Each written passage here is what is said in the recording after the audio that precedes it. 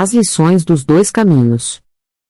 Quando a Bíblia fala em caminhos, ela o faz em sentido literal e figurado. Ao relatar que Jesus caminhou com os seus discípulos, por exemplo, isso contempla ambos os significados. Por quase 3 anos ele andou com os 12, pelas estradas do lugar que tem a memória da humanidade, como disse Daniel Hobbes, onde um andarilho poderia ir de Dan a Berseba numa semana, de Nazaré a Jerusalém em 2 dias. Mas ele também fez com os seus seguidores percursos de salvação, da cruz à ressurreição em 3 dias, da terra à eternidade num gesto sacrificial. As instruções para os que desejam fazer os mesmos trajetos estão nas Escrituras, que situam as indicações da soberana vontade do Eterno. Em pleno século XXI, as rotas da existência não são de livre trânsito como se desejaria, muito menos conduzem à imortalidade, antes são de racionalidade a serviço da dominação financeira, como reconhece boa parte dos filósofos do nosso tempo. As transformações nos campos da ciência e das artes, causadas pela descrença nos grandes discursos legitimadores do bom, do justo e do verdadeiro, deram lugar a uma nova influência mundial, em que as trilhas da fé são consideradas rústicas demais para a nova organização social da hipermodernidade, e para sua espiritualidade descartável.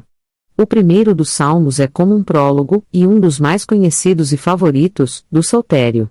Ele resume as 2 vias da vida diante de todas as pessoas: o caminho dos justos e o caminho dos ímpios.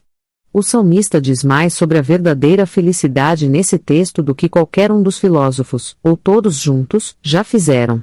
O conflito com a mentalidade da nossa época é flagrante. Um deles observou que, por toda parte, a ênfase do tempo presente é na obrigação do movimento, a hipermudança sem o peso de qualquer visão utópica, ditada pelo imperativo da eficiência e pela necessidade da sobrevivência. A mitologia da ruptura radical foi substituída pela cultura do mais rápido e do sempre mais. Mais rentabilidade, mais desempenho, mais flexibilidade, mais inovação. A velocidade alucinante dessa via contrasta com a serena felicidade encontrada pelos que andam no caminho das bênçãos de Deus. A contraposição dos 2 caminhos mostra uma diferença não de agilidade, ou de conforto, somente, mas principalmente do ideal de felicidade. Todos o buscam como finalidade de vida, mas quem conhece a palavra de Deus sabe que o verdadeiro contentamento não é um objetivo a ser perseguido, mas um resultado do temor ao Senhor.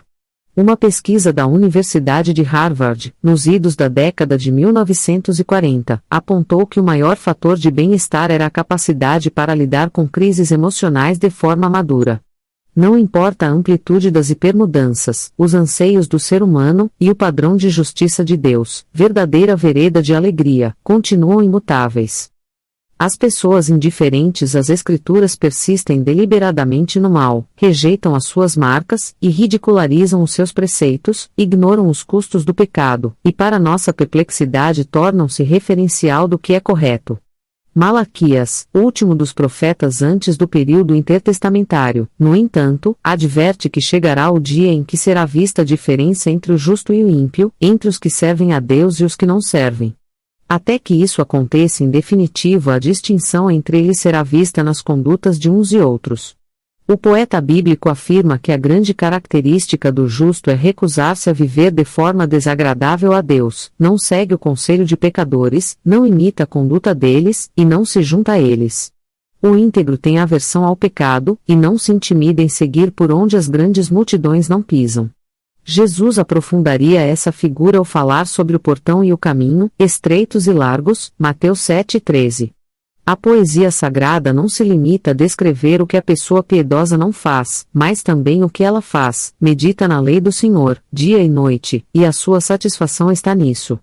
Meditar, nesse contexto, é discursar consigo mesmo sobre as grandes verdades do texto inspirado, com aplicações íntimas, fixação de pensamento, até adequada assimilação do coração, como ensinou Matthew Henry.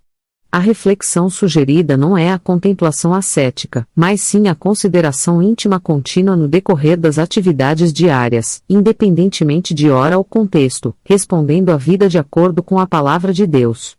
A filosofia oriental, em geral, propõe o completo esvaziar da mente como meio de encontrar o equilíbrio interior.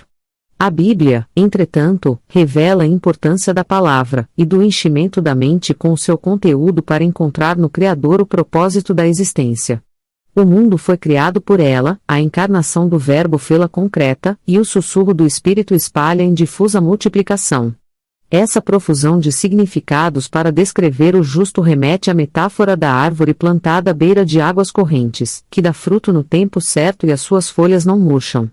No contexto do Primeiro Testamento, o fruto que Deus disse que o reto produziria era de prosperidade física e material basicamente. No Novo Testamento a ideia é muito mais de um caráter transformado, cf. Gálatas 5:22-23. Em ambos os cenários o resultado é a bênção de Deus nas suas palavras e obras, a prosperidade alcançada atende aos critérios de Deus, e não necessariamente do mundo, conclusão não improvável, já que a parte mais importante de uma árvore é o seu sistema oculto de raízes. Trapp chegou a propor que não há árvores estéreis no pomar de Deus. Mas quando se fala dos ímpios, a história é outra. E os crentes que leem qualquer dos textos que contrapõem justos e injustos, arrogam-se logo como padrão de virtude, vociferando contra os perversos. A bem da verdade a palavra usada no versículo denota aqueles que têm pouca ou nenhuma consideração por Deus, e que vivem para satisfazer as suas paixões. Eles não são necessariamente depravados e malignos, apenas não se importam com a dimensão espiritual da vida, por isso são superficiais. No julgamento serão pesados como palha, e à semelhança de Belçazar, achados em falta. Tanto no futuro, quanto no presente, pecadores não podem partilhar do mesmo destino glorioso dos que temem ao Senhor, já que os caminhos seguem direções opostas. O Salmo 1 é um aviso solene de que o leitor deve viver a sua vida tendo em vista o julgamento final de Deus, alerta Charles Swindoll. Ele ensina que não só o caminho divino é o único adequado, mas também produz uma existência verdadeiramente benéfica agora. Wilson Avila. Felizes são aqueles que não se deixam levar pelos conselhos dos maus, que não seguem o exemplo dos que não querem saber de Deus, e que não se juntam com os que zombam de tudo o que é sagrado. Pelo contrário, o prazer deles está na lei do Senhor, e nessa lei eles meditam dia e noite. Essas pessoas são como árvores que crescem na beira de um riacho. Elas dão frutas no tempo certo, e as suas folhas não murcham. Assim também tudo o que essas pessoas fazem dá certo. O mesmo não acontece com os maus. Eles são como a palha que o vento leva. No dia do juízo, eles serão condenados e ficarão separados dos que obedecem a Deus. Pois o Senhor dirige e abençoa a vida daqueles que lhe obedecem. Porém, o fim dos maus são a desgraça e a morte.